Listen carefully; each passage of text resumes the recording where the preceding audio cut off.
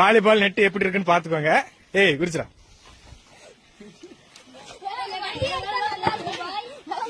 பாருங்க இது வாலிபால் நெட்டா. Volleyball net எவ்வளவு பெருசா இருக்குன்னு பாருங்க. அவரு அங்க பிடிக்கிறாரு, இவரு இங்கிட்டு பிடிக்கிறாரு. ஏய் இல்லப்பா இல்லையாடு. ஏய் பாருங்க நெட் எவ்வளவு பெருசா இருக்கு பாருங்க.